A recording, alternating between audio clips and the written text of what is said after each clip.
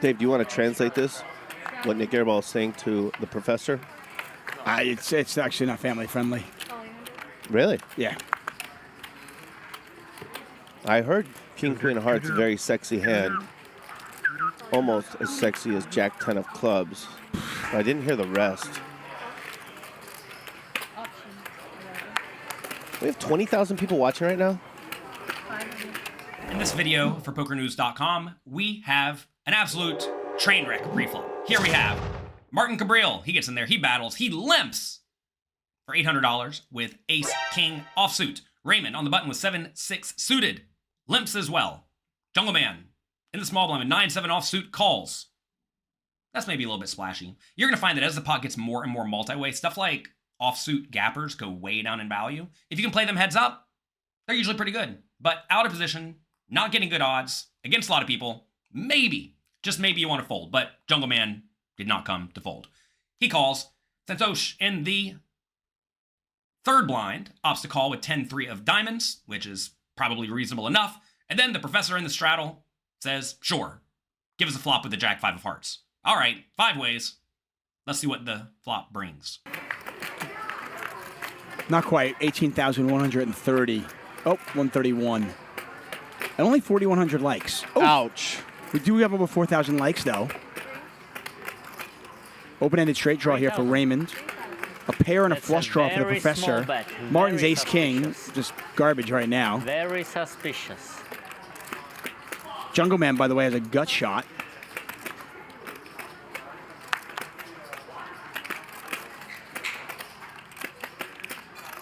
An action flop for everybody but the player with the best hand pre-flop, which is ace-king. Santhosh, deuce 7, backdoor flush, easy call. Flop gives everyone a little something. 8 of hearts, 5 of clubs, 3 of hearts. We are all playing over $100,000 deep. It checks to the professor in the straddle with jack 5 of hearts. He has a pair and a flush draw, and he bets $3,000, which I think is fine and reasonable. Pair plus flush draw is pretty good. He could also check. You do want to do a lot of checking out of position in general in multi-way pots, but whatever. This is probably the most reasonable spot of the hand. He goes for the bet of $3,000. Martin, with ace of hearts, king of clubs, opts to call. The commentators say something along the lines of his ace-king is now trash.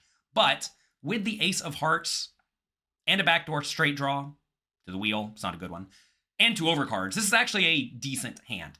Now, I probably still would have just folded it with all the other players yet to act, especially given the board is kind of low and connected and should connect okay with their ranges. But look, if you wanted to splash around here, I think it's probably reasonable with the ace of hearts king. If you did not have the ace of hearts, though, I would definitely just let it go. Anyway, Martin calls. Raymond with an open-ended straight draw calls as well. Jungleman with a gut shot calls too. I think the gut shot to the nuts is a very good hand to call with at this point, so Jungleman does stick around. And then Santhosh with the 10-3 of diamonds opts to call too. This is a spot where I think he probably just needs to fold, and the problem with a hand like 10-3 diamonds is that if you consider this board, there's no guarantee that if you get a 10 or a 3, that you still have the best hand. Now, I realize there's no straight on the board if the 10 comes. That would make things even worse. But it's kind of likely someone has something like 10-8 or 10-5 suited or just like hands that you are not going to be in good shape against. You could be against another 3 already with a better kicker, right? So in spots where you're not drawn to that many outs to begin with, and there are some draws available, like notice the 10 of diamond or 10 of hearts is no good because then someone will likely have a flush. This is a spot where you just have to let go of these hands like bad pair very early in the hand, even if you are getting pretty good odds.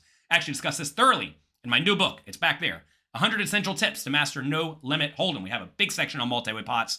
Make sure you check it out. All right, everyone sticks around. Let's go to the turn.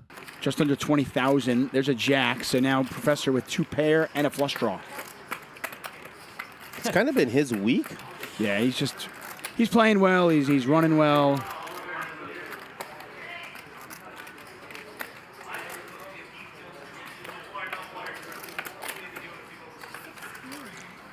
Raymond's going to gamble with that open-ender, isn't he, Dave? I would imagine so. Well, I don't know. He doesn't close the action. I was being facetious. Oh. He's going to take his time, give those cards back to the dealer.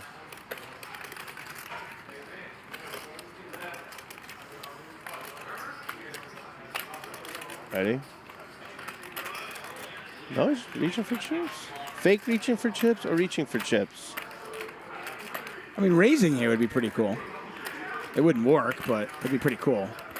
No, it was everything I thought it was. Yep, it was. He is who I thought he was. They are who we thought we are. Quoting the great late Dennis Green. Double gutter now for Jungle. Yeah, he's gonna call. He's gonna gamble. See, Jungle's action. I mean, he can just punt it off like Dave, $70,000. he didn't call. He raised. That's what I'm saying. He's action. Double nickel. Made it 55,000. I mean, it's a weird spot. Like, I mean, the jack shouldn't help Professor, but yet it does, right? Yeah, but Professor betting into the field is strong in itself. Turn is a very interesting card. It is the Jack of Spades, giving Professor 2 pair and a flush draw. He bets $13,000, which is perfectly fine and reasonable. At this point, the 7-6 for the open-ended straight draw gets out of the way. This may be surprising to some people because 7-6 suited is getting okay odds, but you have to realize now 7-6 suited is not actually drawing to the nuts because there will be, let's say, Queen 10 available for a straight if that does get there. Plus, there is still that flush draw available. So with people yet to act, I think 7-6 just needs to fold. And that is what it does. So I think that's pretty nice. Over to Jungleman. He has the double gut shot now. Out of position. With draws. They completely lack showdown value. Out of position. Calling is not that attractive because if you do call and you miss and you check the river and your opponent checks it back with all their marginal hands, they decided to bet the turn like maybe ace-8 or pocket tens or queen-jack, stuff like that. Those just automatically win, right? And to be fair, in this scenario, literally every hand wins. Even if a professor has something like the king-high flush draw and decides to check it back, it's going to win. So that makes raising quite reasonable. And that is exactly what Jungleman does. He bumps it up to $55,000. This may look aggressive, but this is what you want to be doing with a lot of your draws that lack showdown value, but do still have decent equity in the pot. Over under Professor, what I want to know is in this scenario, what do you do? Obviously, you're not folding 2 pair and a flush draw. The real question is, should you call or should you re-raise? At this point, Jungleman has about 145,000 behind. So do you want to call 38,000 more? Do you want to re-raise small? Or do you want to put Jungleman all in? Take a second, think about it, and let me know what you would do in the comment section down below. Those are the things to weigh. Yeah, good point. What's the play if you're a Professor, you've got 2 pair, you got a flush draw, do you just call this? I mean, kind of a way ahead, way behind situation? Sure. You're in position. Let him bluff it off again on the river. You got everything. You got a great hand and a draw. There's no real river you hate except maybe like an 8. What's an 8 gonna do?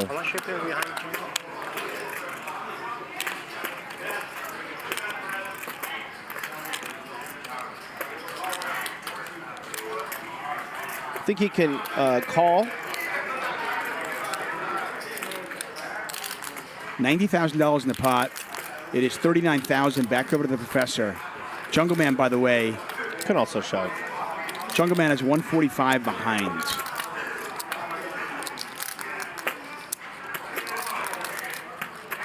So it's roughly 140, right?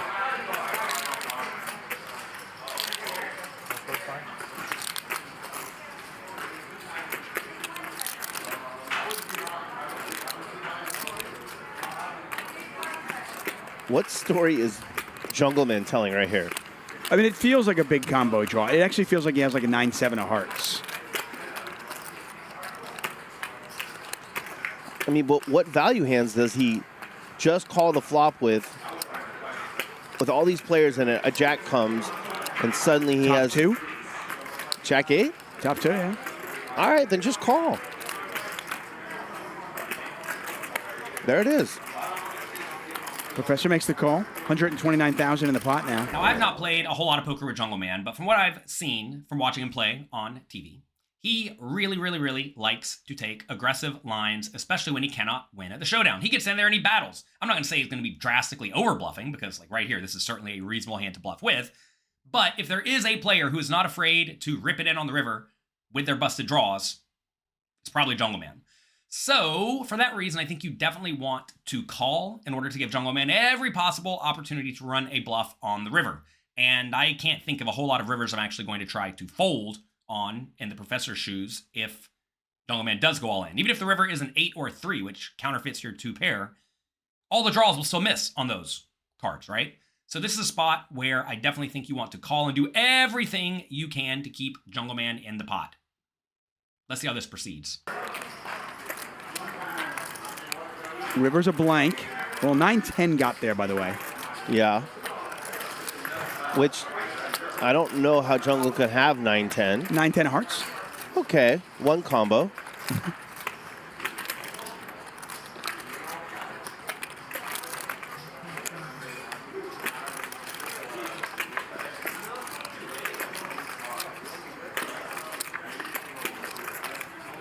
Uh-oh.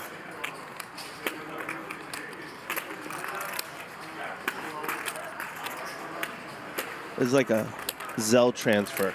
I mean, Jungleman doesn't block hearts, and I imagine at this point you're hoping your opponent has a heart draw. Right. Maybe just 5x of hearts, by the way. So Jungle is just putting in his phone an amount to Zell to the Professor. And by the way, the Professor only has 5x of hearts here. The hand might play out the exact same way, except the Professor probably folds this now. Unfortunately for Jungleman, the Professor's got 2 pair. How much did he transfer? 112,000? Yeah, he's going for it. Trying to tell a story. The river is the Queen of Spades, which is an interesting card because not a whole lot of logical draws just came in. In order for Jungleman to have had the 10-9, he'd have had to check call the flop with 10-9 from out of position, which is probably not going to happen unless it was 10-9 of hearts or maybe 10-9 of clubs. So there's only 2 combinations of those. What else is there? Nothing else is really there. Jungleman could even be value betting in this scenario with a hand like King, Queen of Hearts if he somehow had that. Now, he may raise that preflop every time. Maybe not. Maybe he has Queen, 9 of Hearts and decides to go for the value bet. It would probably be a little bit thin, but maybe Jungleman does that. So maybe in this scenario, you do actually beat a few thin value bets. But very importantly here, all of the straight draws and double gut shots missed.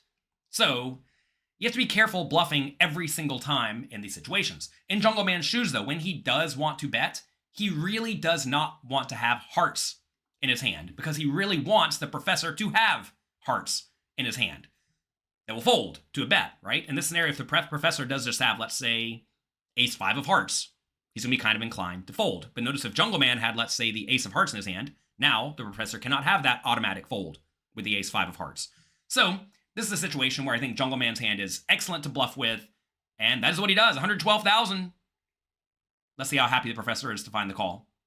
He's repping 9-10. 9-10, Jack-8, something like that. Right? It's wild. Accept the transfer, Professor. Yeah.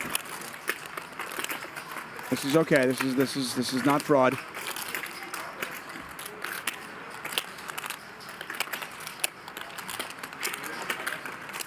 I don't believe Jungle is repping much at all, as mentioned. But it's a big enough bet, it could possibly work just because it's so much money. I mean, what is the Professor doing when he just has Jack X of hearts, or if he just has 5X of hearts? Are those folds, both of them? I mean, 5X certainly is.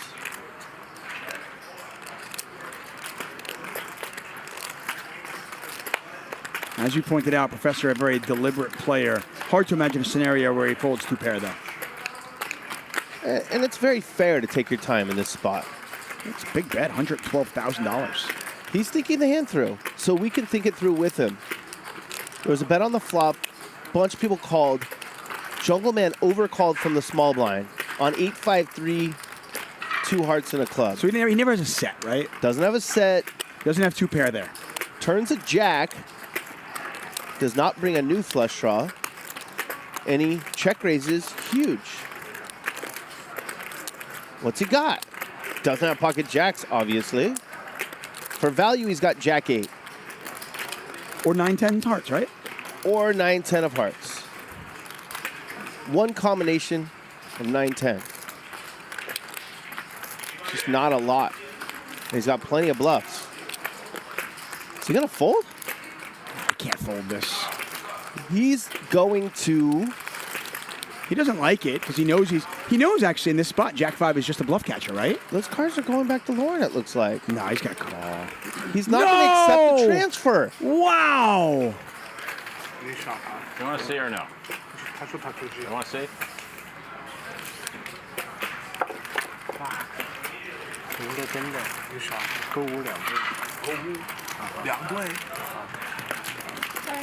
I was sitting there thinking that was the stupidest play I ever made. Somehow, some way, the professor found a fold with 2 pair. You know, look, there's something to be said for making a read on your opponent and just thinking they have it. But in this scenario, even if I had a read that I thought my opponent would have it a lot, I think you just have to find the call because you do perhaps beat some thin value bets, not a lot, but there are also a ton of busted draws. And the Jack 5 of hearts does not block the unpaired flush draws. It also doesn't block any of the straight draws. So this is a spot where you just simply must find a call. This is another topic I discussed thoroughly in my new book, 100 Essential Tips to Master No Limit Hold'em. We'll put a link down there in the description below. When all the draws miss, there's a lot of potential combinations. And if you are playing as someone who is not afraid to bluff, like Jungleman is certainly not afraid to bluff, as we see here, you just have to find a call with a lot of your bluff catchers, especially the ones that don't interact with the logical bluffing hands, like Jack 5 of hearts in this instance. That said, Jungleman goes for it. He's not afraid. He gets it through. And he scoops a very, very, very nice pot. That's insane. Good luck in your games. Have fun. And when you run a bluff, I hope your opponents find a way to fold. Talk to you next time.